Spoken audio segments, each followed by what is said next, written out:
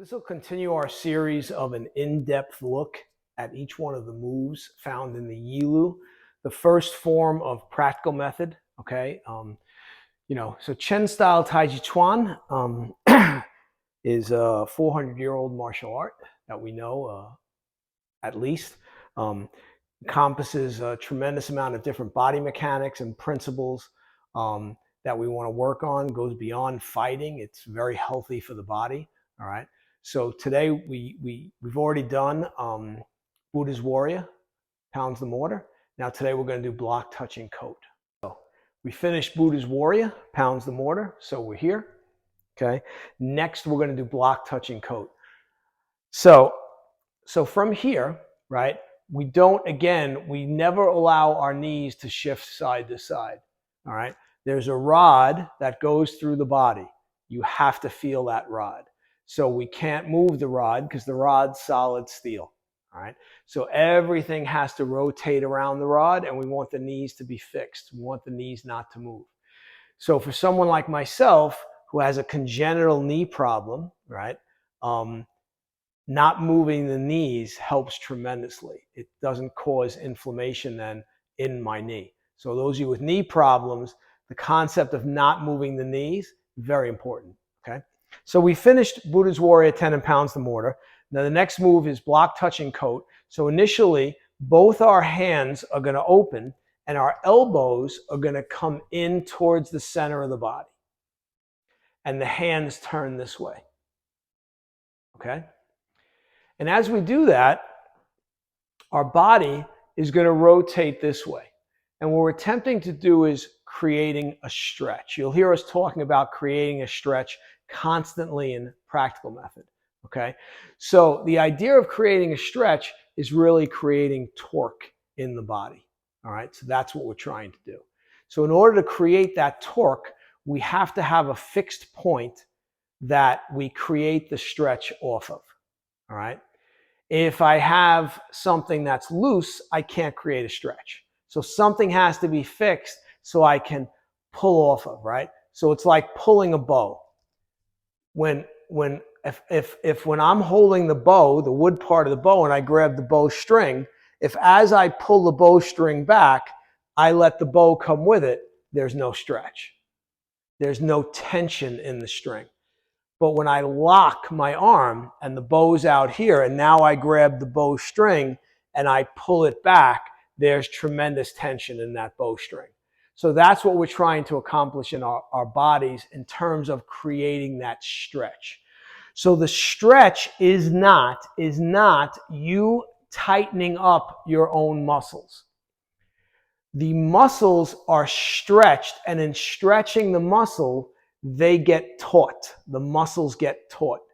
If I tense my own muscles, I'm not stretching them. I'm just tensing them. So this tautness in the body comes from creating the stretch. So that's what we want to do. So when we're here, we do our initial turn. This knee is my fixed point, and my knees will open a little bit more. So as I come here, this twists down this way. Okay? Now, from here, it's as though you're imagining someone has your wrists and is pressing them down. They're holding them down. So I can't pick them up like this because I just don't have that power. The person's over me, pushing down. I can't pull up. This is just the feeling you want to create with the body. So as we're here, now we bring the elbows together and we come from underneath. So we try to use the dantian to go this way. So we're here and we push up. We push up from underneath. As we push up from underneath, our elbows comes together. Our elbows coming together, squeezing together, pushes the hands up. So we're here. We're here. As we're here, we turn. Now, from here, we come from underneath and try to pick up and bring the elbows together.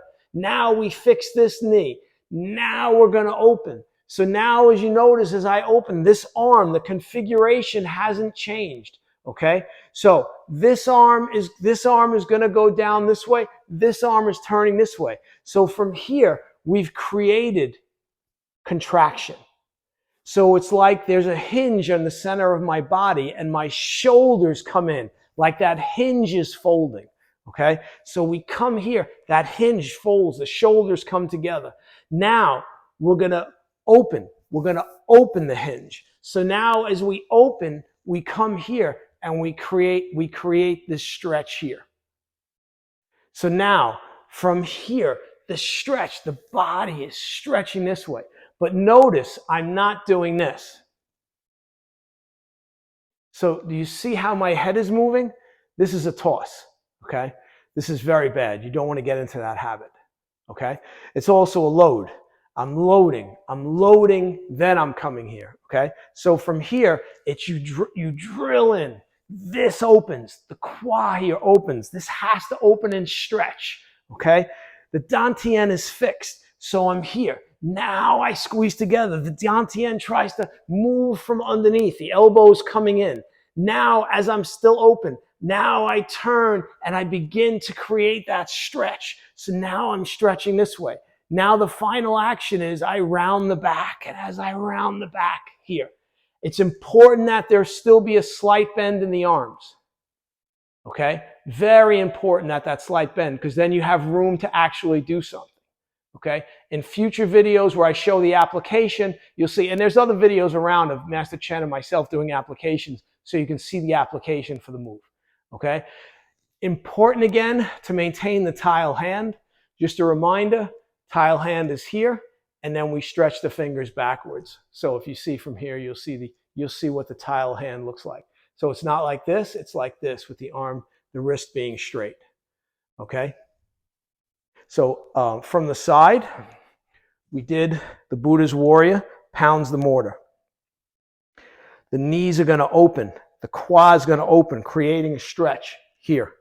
So I come here, my elbows start to come together, and my hands rotate this way, and I come here.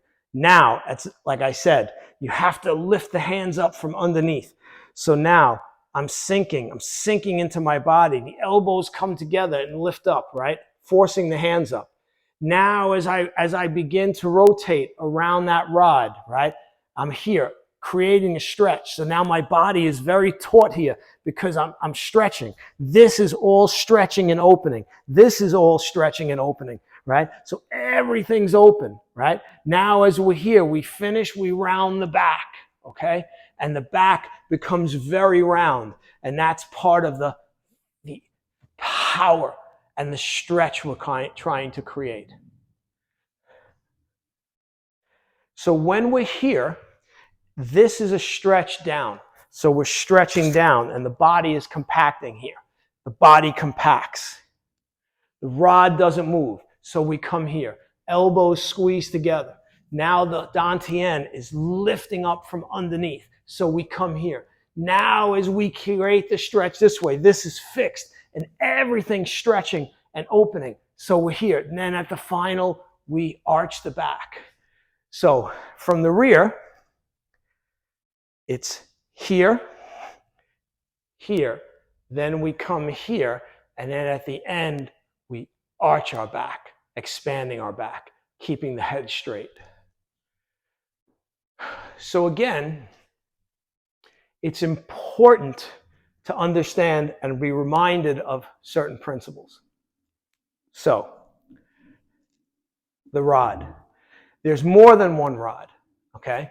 So we have a rod across the shoulders here. So we don't want to ever move like this, okay? Shoulder rod only moves this way. It doesn't move like this, all right? People make the mistake when they see certain movements, like fetch water, that they think this shoulder has to go up. No. It's that this shoulder goes down. This shoulder stays where it is. It does not go up, okay? Which we'll address in future videos, okay? As we move forward on the foundations, individual foundation videos, all right? So, rod's here, but the rod at some points may go through the shoulder, the knee, into the foot, all right? So it all depends on the position your body's in, okay?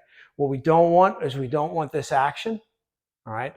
We want that rod to be real, and we can only rotate around it, all right?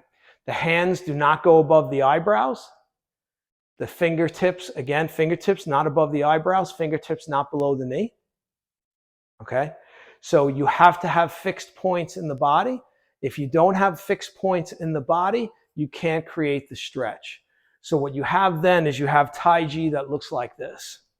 So we're here, we have Taiji that looks like this. All right. So looks very nice, looks very pretty and flowy, but you're not creating that stretch that's creating the power in the body. So we want here, if I'm doing this for real with power, right?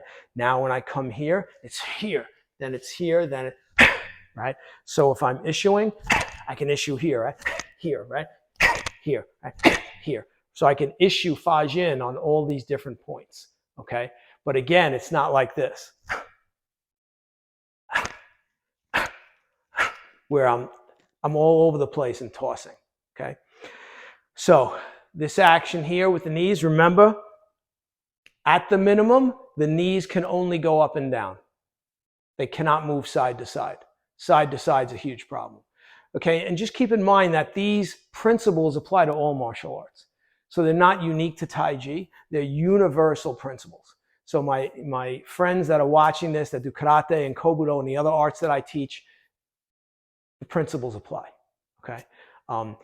Again, you want to be able to change direction at all times. This is very important. Block touching coat is a shorter move, all right? It's a shorter move, all right? So some of the moves in the form seem like it's several moves, even though it's one, like the opening move, okay? This move's a little shorter, so the video won't be as long. Again, be careful with your eyes. Don't let your eyes follow your hands, okay? So we're here, it comes down, then under, then here and here, okay? And obviously the next move would be this, which we'll go into in a future video, which becomes 6 sealing 4 closing, okay? So if we want to include that move, which we can, we're here. So that next move from here is, again, that's a toss, 100% wrong, okay? If I only move the foot that much, but my head doesn't move, that's 100% right, okay? But people want to get wide, and they make the mistake of practicing tossing. And those bad habits get ingrained, and you continue to do it. So this move for me, I receive the weight on my bad knee, so I can't get as wide. So I won't let my foot go out that far because I won't toss. So once I'm in this position, right, and I do this, right, I don't let my head move at all. Now I make my shift and my adjustment to get ready to do 6 sealing 4 closing, okay? So again, once we're here, this elbow, the configuration is not going to change. So the arm does this. Again, what is this an example of? This is an example of the don't move principle. So I'm not changing the configuration of the arm, right? So this is this. This arm here does a negative circle and pulls in. So when they move together, that's what it looks like. So from here, they move like this.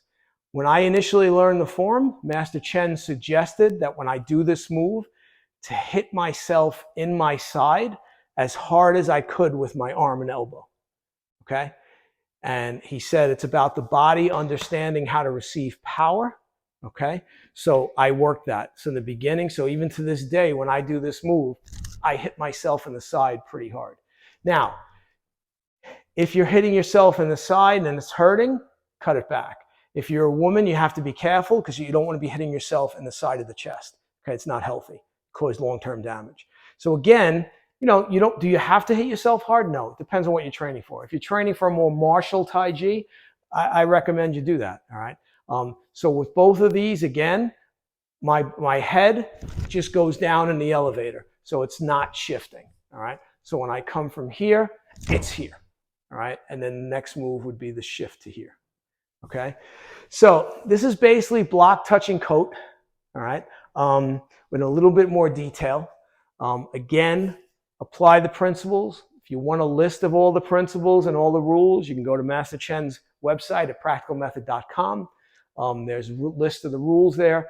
Eventually, I'll probably do a video going through some of the rules just so people can see them. And again, these rules apply to all martial arts. They're universal principles. All right.